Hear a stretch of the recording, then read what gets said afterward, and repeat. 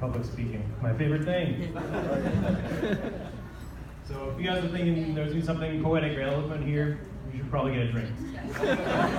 Check your Instagram or something, I don't know what you guys do. If you like Snapchatting, he's got a really good Snapchat of a cute little fluffy dog that's apparently all that's on it. So, that's your thing.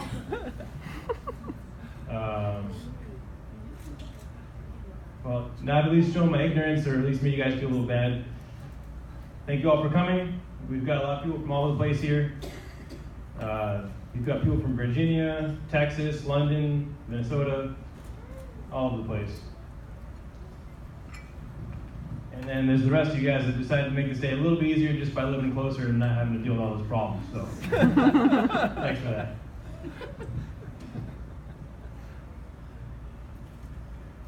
So, for everybody that doesn't know, my name is Benjamin Connor. I'm the brother of this ball of nerves and brash good looks in that suit. Look at that thing. So, yeah, I'm his older brother. We grew up, we're real close, close to killing each other. So far, so good. We've had a lot of conversations together, and while I don't like doing public speaking like I'm doing right now, I am excited to be able to talk this long with him interrupting. So,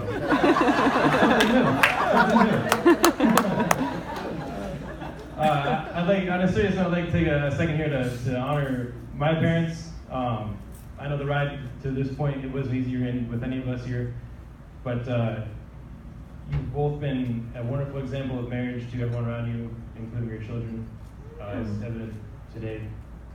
And you've taught us a lot.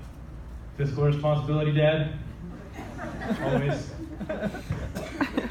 Morality, Christianity, just good examples of how to raise a family. And I'd also like to honor the bride's family too. After having to get to know Maria and her family a little bit since the short amount of time we've been able to do that, it's obvious that her steadfast faith, work ethic, and selfless and down-to-earth personality are results of an equally dedicated family. We're proud to have your family as an extension of ours now.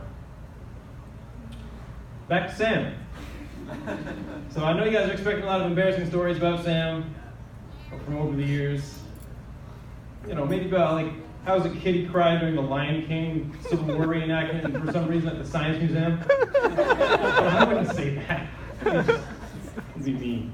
Or maybe when he used to rock bangs bigger than Taylor Swift's back in the day. No, I wouldn't do that. But Mom, that was kind of your fault too.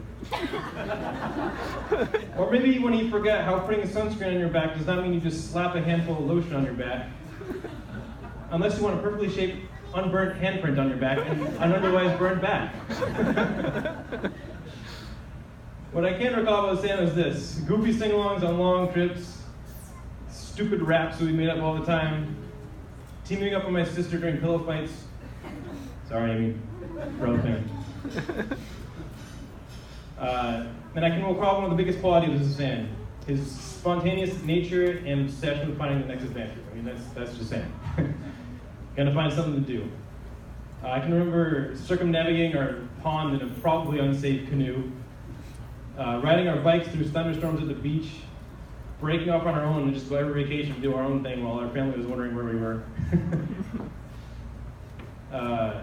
And jumping off of everything that we could jump off of. So one that really stands out was a few years ago, I went up to visit Sam in Virginia, and we decided to go bridge jumping.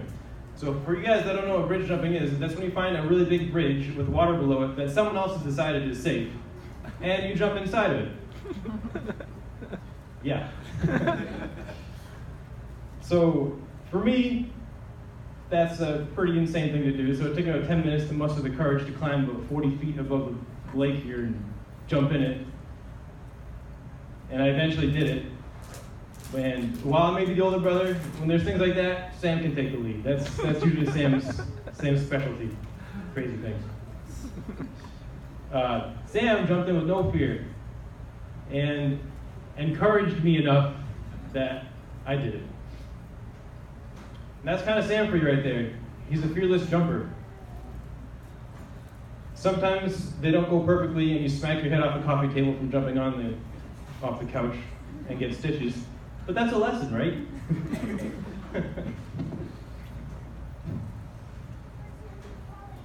But other jumps that he's made that may have seemed too risky for others have kind of shaped him to the man that he is today. Like his decision to go to college 11 hours away because it was the best Christian school around, and that's resulted in some amazing friends and relationships around him. Or going to India or Malaysia to help minister to others around the world. And even start dating a beautiful young woman from Uganda with a British accent and an open heart. And that decision has turned out to be his best so far, as I've seen him grow up as a man and a Christian since meeting you, Maria. I've recently consulted with him on some personal and Christian issues, even though he's my younger brother, as he's turned into a pillar of faith. Now, Maria, you're going to have to reel in Sam from time to time because he is a bag of spontaneous energy. It's going to burst sometime. But remember, he's a jumper, so you jump with him.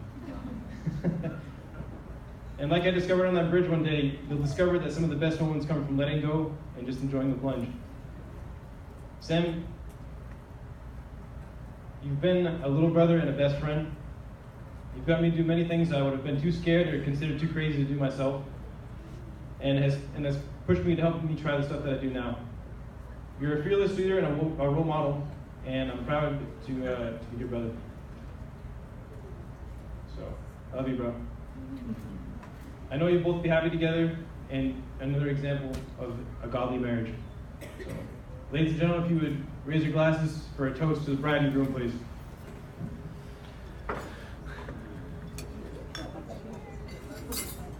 To the bride. All right, let's give it up for Ben.